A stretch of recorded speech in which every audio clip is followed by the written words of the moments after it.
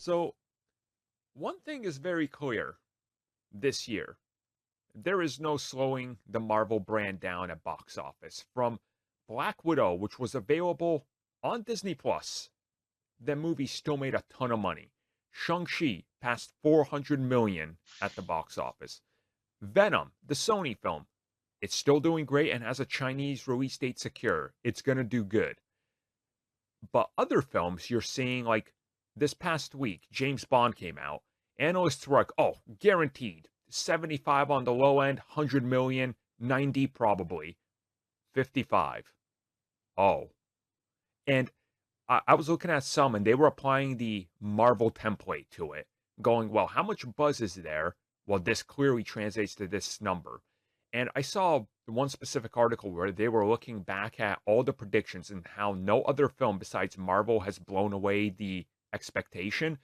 The takeaway is Marvel just has the power. People will go watch Marvel, other films that are like, yeah, okay. It's Well, I mean, if you look at I'm going to take out the movies that people don't know. Because if I say, oh yeah, Hi Mum has made 822, oh yeah. People are going to be like, what's Hi Mum? It's like, Yeah. Fast 9, 700 million. Ooh, they got Godzilla really versus lucky with that Chinese. China is a saving grace for many of these films. I agree there. Yeah. Godzilla versus Kong, 467. Mm-hmm.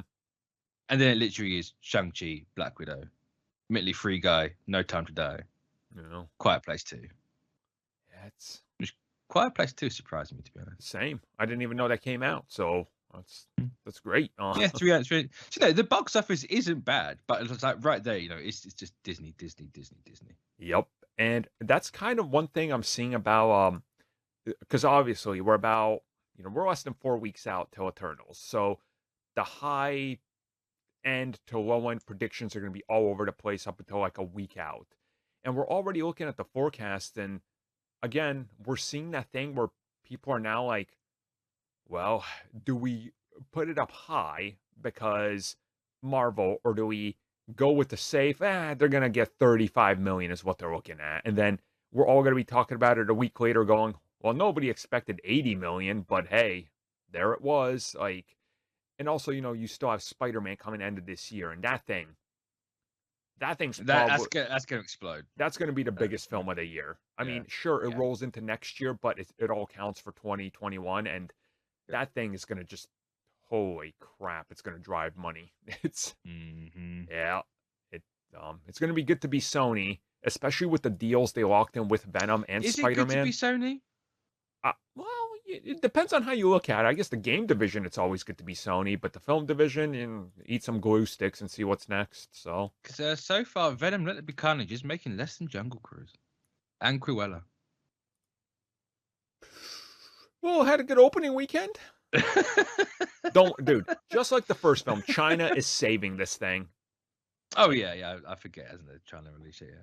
Which in fairness, is still doing better than the Suicide Squad. Mm-hmm. It's horrendous how that movie made nothing. Yeah, that is criminal, but I guess that's what happens there because, reasons. Look, I think it's going to be interesting to see how this year though affects everything next year, because next year, I mean, Marvel Studios, they're not slowing down, and that's kind of the thing here. I mean, just for example, so people understand, next year we have Doctor Strange Multiverse of Madness in March, Thor Love and Thunder in May, Black Panther Wakanda Forever July, Marvels in November, and then early 2022 we got Quantum, dude, there's so much. There's so much next year. Yeah. And that's just movies. Yeah. Like the holiday special is dropping before Guardians 3 in 2023 as well. There's It's the holiday special 2022. Isn't that what they said? So I can't remember. Is Guardians 2023? Yes. So yeah, it's got to be next year. Yeah, because they said it drops before and then it's leading into it, so it kind of makes sense because they're starting shooting both early next year or early 2022, so that might make sense. Well, didn't Gunn say you'll see Will Poulton next week or something? Huh. Well, I guess. Well, Where's his tweet? Let me have a booch. They're gonna release an image of him in the costume test fitting, just wearing green. Here he is, Yeah. Adam Warlock. I wouldn't be mad. Uh, God, Gun, you tweet so much. Where is it? Where is it? God damn, why does he tweet so much? There's no need. Damn it. How long ago? Was it more than 3 days ago this thing came out? Probably, I don't know. Either way, though, it's coming at us like it's just nonstop. Like, I think Marvel box office is honestly gonna lead the charge, and Disney's just gonna be the top company again because that's how they were the last pretty much all the years, starting with Avengers release on. They started to climb their way up and undefeatable. And I mean, we're talking about the Marvel brand as a whole now because the whole Sony thing being connected. Like, you combine that, man, the Marvel brand is just. I don't even understand. It's just huge. Right. He says he'll see you in a couple of weeks. Oh, okay. So I'd assume they're starting at least the holiday special this year because we know that's filming right before it, and then it's going to go into. Okay, so they bumped that up because it was supposed to all start in early January. So okay, cool. That's awesome. Yeah. They seem to have figured this out even better now. So that's great. I wonder if it's the Guardians movies filming in early January. And probably, they're giving the holiday special's got a couple of months to it. Right, because they said both things are gonna use sets from one to the other. So yeah, cool. So I wonder if the holiday special is about Adam Warlock and introducing him then. Adam Warlock fights Santa Claus the Mutant. This is the mega greatest level mutant. This will be the greatest holiday movie since Jingle All the Way, or special, I should say. I will add this. Adam Warlock is Turbo Man. Ta-ta, Star-Lord. Brilliant. Amazing. Yeah, last week I said I think Eternals is going to make like 40 million, and someone was like, it's going to make more, you're wrong. It's just like, good.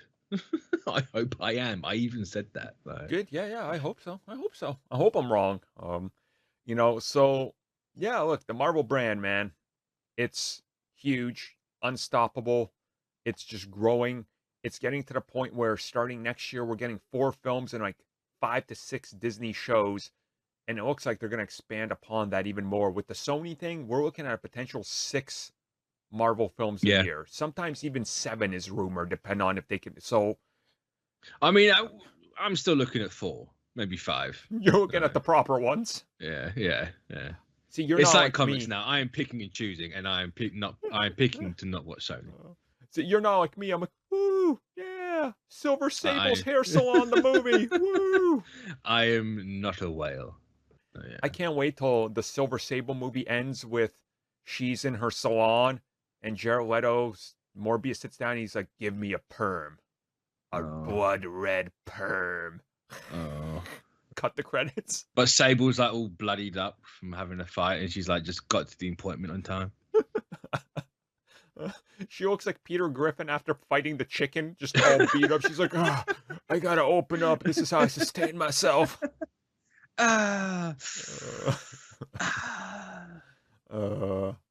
Black cat, because Sony will actually just be a black cat that works at the salon. Oh. It'll be like the cat from Sabrina the Witch, just constantly doing her nails, being like, meow, meow. I mean, everyone loves Salem. I like how I'm pitching this to Sony. Somebody from Sony that listens to this is taking notes right now, being like, yo, Abby's going to love this. This is gold. Gold. Call the cat Felicia. Oh, God damn it. Well, there we go, guys. Pick and choose what you want from Marvel, I suppose.